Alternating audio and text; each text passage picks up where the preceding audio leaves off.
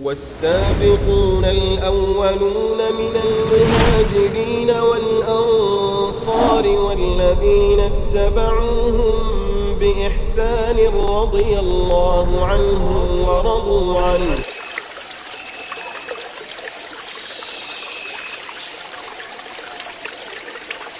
Bismillahirrahmanirrahim. Assalamualaikum warahmatullahi wabarakatuh.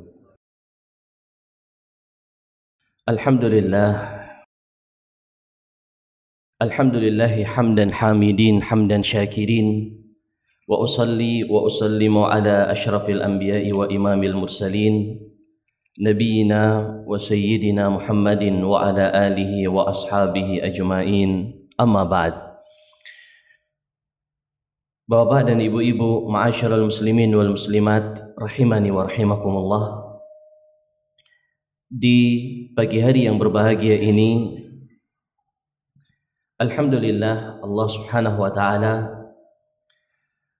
masih memberikan kepada kita kenikmatan untuk memenuhi panggilannya, sekaligus sembari meniatkan i'tikaf, kita menambah sedikit dari pengetahuan kita terhadap ayat-ayat suci Al-Quran.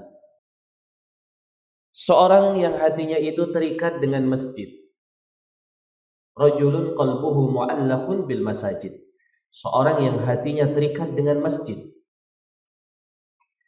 Keterikatan seseorang dengan masjid itu banyak keadaannya.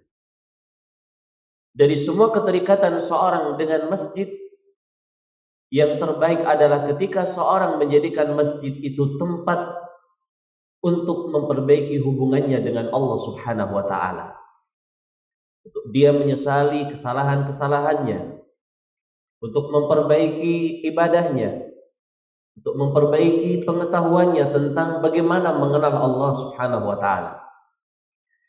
Oleh karena itu, jamaah yang dimuliakan Allah, ketika Allah berikan kepada kita kesempatan walaupun sesaat, terlebih untuk mendalami dan menggali warisan Rasul sallallahu alaihi wasallam berupa ilmu agama, kita gunakan kesempatan itu dengan sebaik mungkin.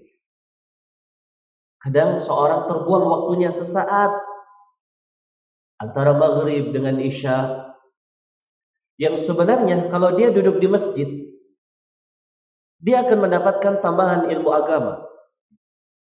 Kalau dia duduk di masjid, ada yang mengajarkan dia bagaimana membaca, bagaimana menghayati dan mentadabburi Al-Quranul Karim. Kemudian misalnya setelah asar, daripada kalau dia keluar, kadang hilang gitu. Tidak terasa ngobrol, tidak terasa apa yang dia lakukan. Bukan sesuatu yang penting. Kalau dia duduk di masjid, betah di masjid, apalagi ada orang yang mengajarkan ilmu agama, kebaikan di atas kebaikan. Setelah subuh, demikian juga. Di mana-mana, kalau seorang setelah melakukan sholat subuh, rata-rata dia mengambil mushaf, dia duduk sesaat, kalaupun tidak berzikir sampai menjelang terbitnya matahari, beribadah. Kalau dia keluar, kadang duduk di mana, hilang waktunya. Baik, oleh karena itu jamaah yang dimuliakan Allah Azza wa Jalla, pada majelis pagi hari ini kita akan kembali bersama-sama menggali dan mendalami tafsir ayat-ayat Allah Azza wa Jalla dari kitab Al-Muyassar, secara khusus di dalam juz Amma. Hadirin yang dimuliakan Allah Azza wa Jalla, pada majelis yang lalu sudah kita bahas tafsir dari surah Asy-Syarh atau Al-Insyirah. Tafsir dari surah Al-Insyirah atau juga dikenal dengan Asy-Syarh. Di dalam ayat pertama sampai ayat yang ke-8, bagaimana Allah Azza wa Jalla meringankan dan melapangkan hati Rasulullah sallallahu alaihi wasallam dan meletakkan beban yang ada di punggung Nabi sallallahu alaihi wasallam. Kemudian Allah Ta'ala memberikan sebuah konsep bagaimana seorang menghadapi setiap kesulitan dalam kehidupannya. Fa inna ma'al usri yusra, inna ma'al usri yusra. Kemudian selesai seorang dalam melakukan kebaikan, dia berdoa kepada Allah Ta'ala, serahkan dirinya kepada Allah, berusaha sebaik mungkin.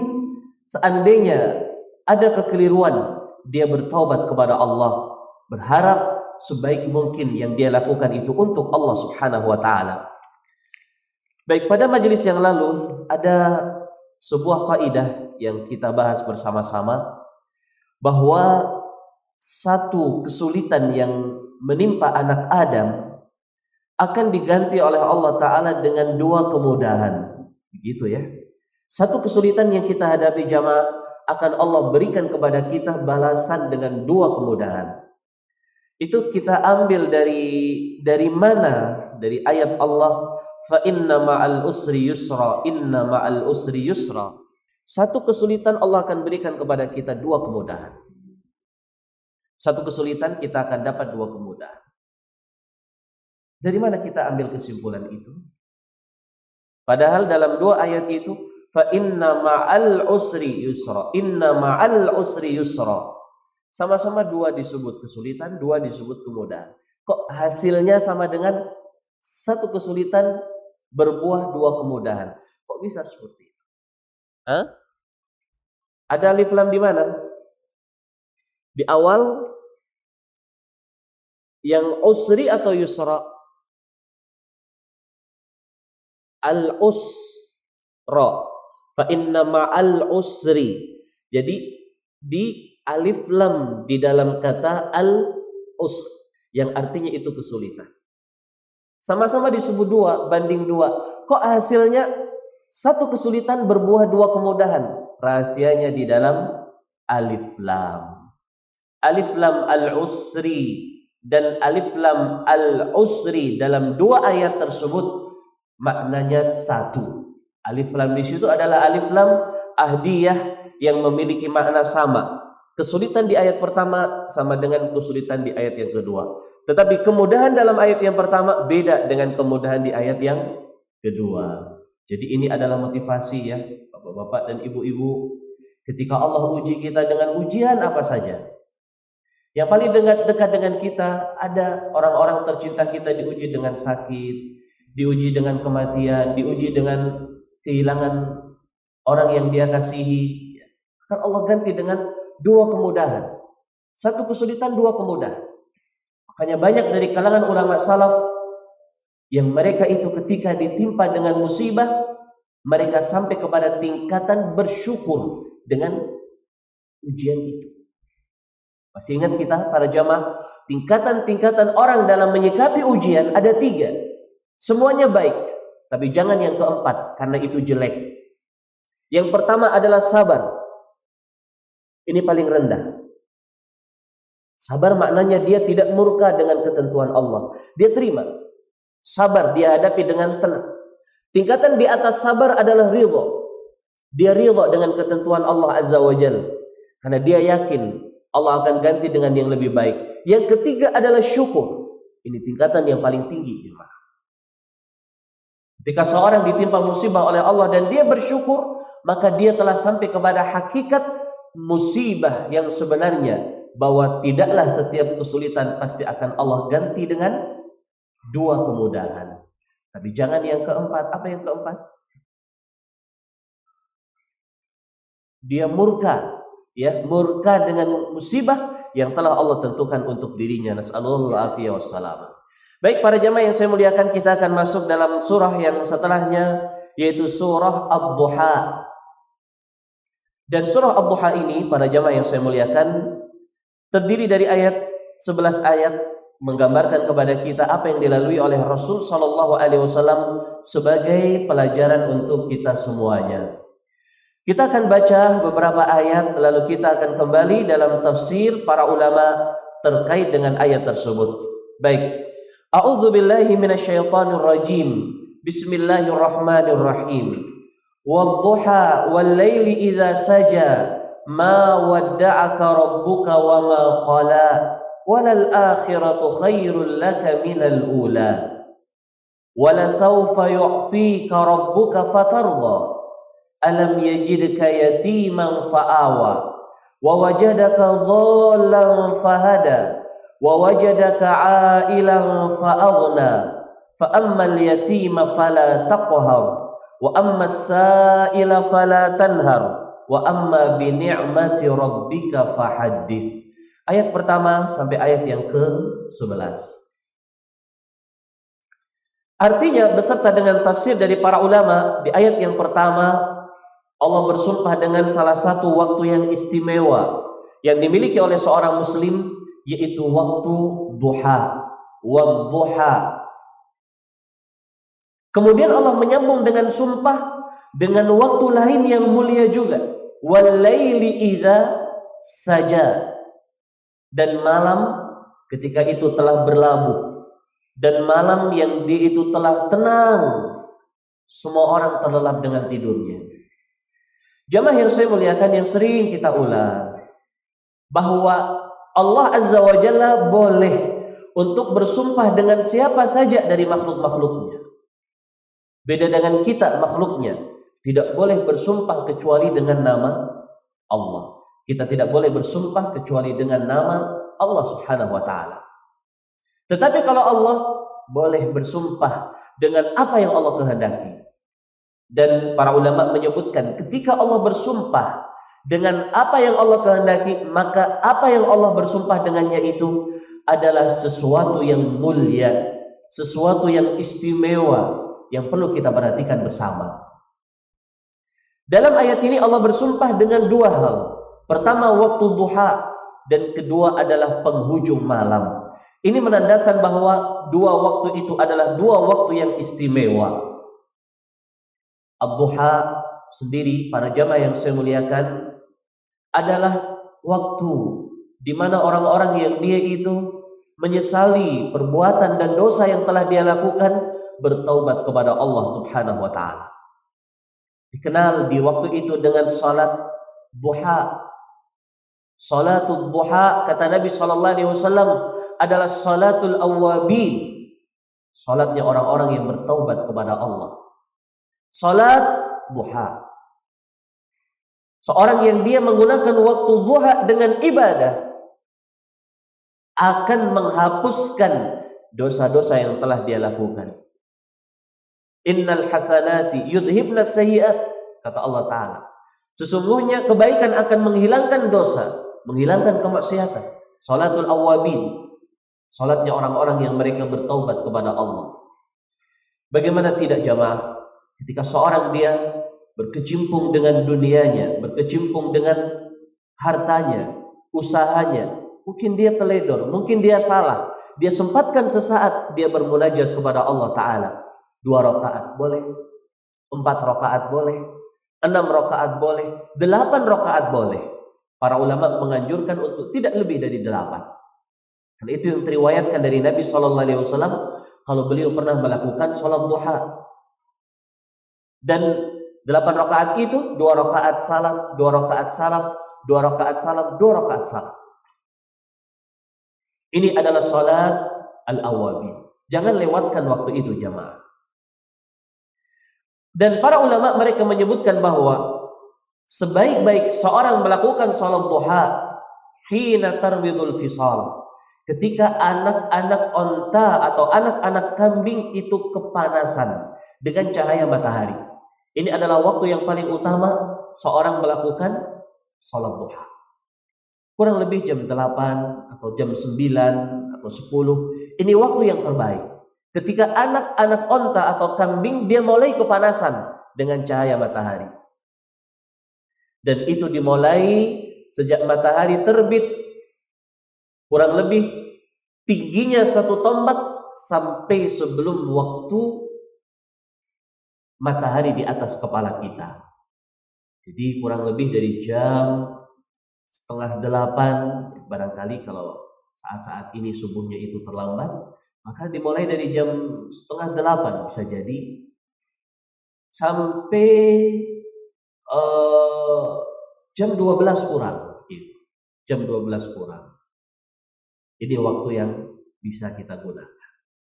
Bagaimana Pak Ustadz dengan salat isyraq atau salat syuruk? Perlu para jamaah ketahui bahwa hadis yang mendasari seorang melakukan salat isyraq atau salat syuruk, itu terjadi kontroversi di kalangan ulama. Ada yang mensahihkan dan ada yang melemahkan. Ada yang mensahihkan dan ada yang melemahkan. Nah, kalau itu sahih maka tidak ada masalah. Namun kalau itu dhaif, para ulama mengatakan salatnya seorang setelah matahari terbit dianggap sebagai salat duha. Dianggap sebagai salat duha bagi yang melemahkan hadis itu, dan banyak dari kalangan para ulama yang mereka melemahkan. Walaupun Syekh Al-Albani dalam hal ini beliau mensahihkannya. Baik, namun yang perlu kita perhatikan para jamaah dan selalu kita ingatkan bahwa waktu seorang melakukan waktu salat isyraq itu bukan ketika alarm di HP menunjukkan ting waktu syuruk. Itu adalah waktu di mana matahari terbit. Sedangkan waktu salat isyraq itu bukan ketika matahari terbit. Justru ketika matahari terbit adalah waktu yang paling terlarang seorang melakukan salat. Pas matahari terbit atau pas matahari tenggelam. Kebanyakan kaum muslimin dilihat HP ada aplikasinya ya. Tertulis di situ waktu syuruk. Waktu syuruk itu adalah waktu terbit matahari. Kita salat itu bukan pas terbit matahari loh. Kita salatnya ketika matahari sudah meninggi kurang lebih 1 tombak. Jadi hati-hati jangan sampai kita terjatuh ke dalam kekeliruan karena terburu-buru. Baik.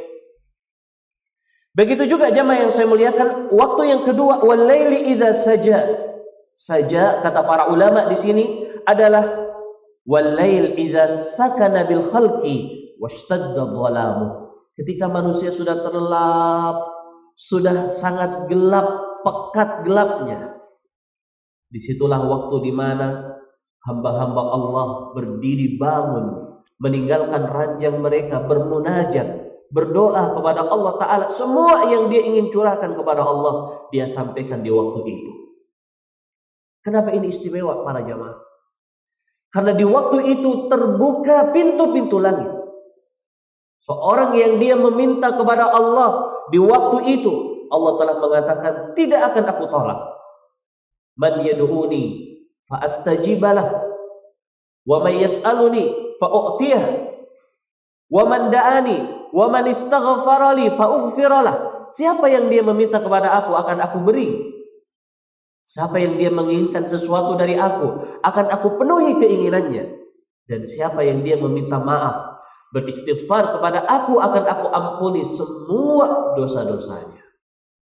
Malam inilah para jamaah yang saya muliakan, yang membuat Umar bin Khattab radhiyallahu anhu, Abu Bakar As-Siddiq, Rasulullah sallallahu alaihi wasallam dan semua para sahabat merasakan betapa indahnya kehidupan di malam hari itu. Kalau kita merasakan bagaimana indahnya kehidupan ketika kita berkecimpung dengan dunia, usaha, mendapatkan laba, mendapatkan keuntungan, kita mampu meraih prestasi kita. Tetapi di waktu-waktu indah tersebut, di penghujung malam, kita terlelap dengan mimpi kita. Para sahabat Nabi SAW tidak seperti itu para jemaah. Mereka di malam hari ibarat dengungan suara lebah, beribadah kepada Allah Subhanahu wa Ta'ala. Ini keadaan orang-orang terbaik. Maka Allah Ta'ala bersumpah dengan malam tersebut agar kita bisa menggunakan dengan sebaik mungkin. Baik, kemudian Allah berfirman di ayat yang ketiga, ma wadda'aka rabbuka wa ma qala. Tidaklah Rabbmu meninggalkanmu dan tidaklah Rabbmu menelantarkanmu. Artinya, kata para ulama tafsir, ma abghadaka bi'ibta'il wahyi anka ma tarakaka ayyuhan nabi. Allah tidak meninggalkan kamu wahai nabi. Allah tidak menelantarkan kamu wahai nabi. Allah tidak meninggalkanmu dan tidak memberhentikan wahyu untukmu. Surat ini turun para jamaah disebutkan oleh para ulama karena sebagian wahyu Allah Ta'ala itu berhenti sesaat, sehingga orang-orang musyrik mereka mengatakan kepada Rasulullah Sallallahu Alaihi Wasallam, Muhammad itu sudah ditinggalkan oleh Rabbnya. Qad wadda'ahu rabbuhu wa qalah. Rabbnya itu telah meninggalkan dia dan telah mengabaikan dia.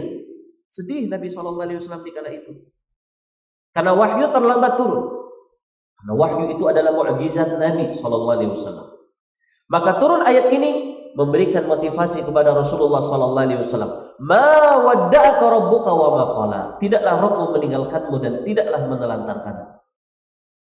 Dan ini sebagaimana kaidah yang kita bahas kemarin, apa yang menjadi khitab kepada Rasulnya juga menjadi khitab kepada umatnya.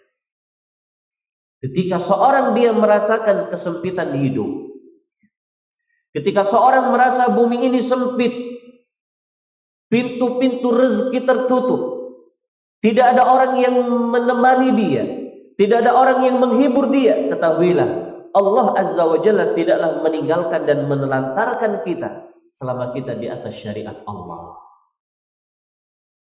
Kalau kita merenungi perjalanan hidup kita, ada loh waktu-waktu seperti itu, di mana tidak ada orang yang mampu mendorong kita, memberikan semangat kita.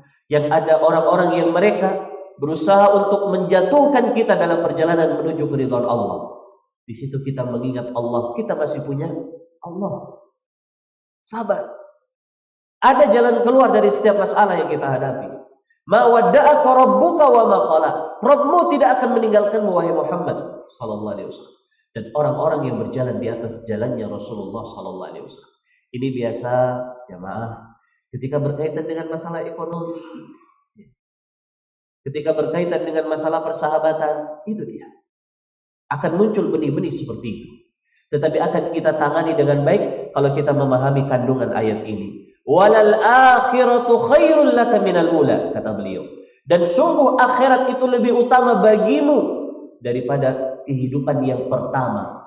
Al-ula adalah dunia. Seandainya kita mendapatkan profit di dunia ini sesuatu yang sedikit, itu tidak terlalu penting asal kita mendapatkan profit yang banyak di akhirat. Karena akhirat itu lebih baik daripada kehidupan dunia. Hadirin yang dimuliakan Allah Azza wa Jalla, akhirat itu lebih baik daripada kehidupan dunia. Terus kita ulang dalam setiap perjalanan hidup kita. Kenapa demikian? Agar kita itu tidak tertipu dengan dunia. Agar kita itu juga legowo, tenang, kita itu nyaman, lapang manakala kita terhalangi dari dunia dalam menuju keridhaan Allah Azza wa Jalla. Ini loh yang terbaik. Walal akhiratu khairul laka minal ula. Ketika Allah berikan kepada kita hidayah sunnah, lalu konsekuensinya kita harus meninggalkan ini dan itu. Ini yang terbaik. Sunnah inilah yang terbaik. Dia yang akan menyelamatkan kita, keluarga kita, anak cucu kita kelak dari siksa Allah Subhanahu wa taala. Akhirat lebih baik daripada kehidupan dunia. Tidak usah jauh-jauh sama jamaah yang dimuliakan Allah Azza wa Jalla.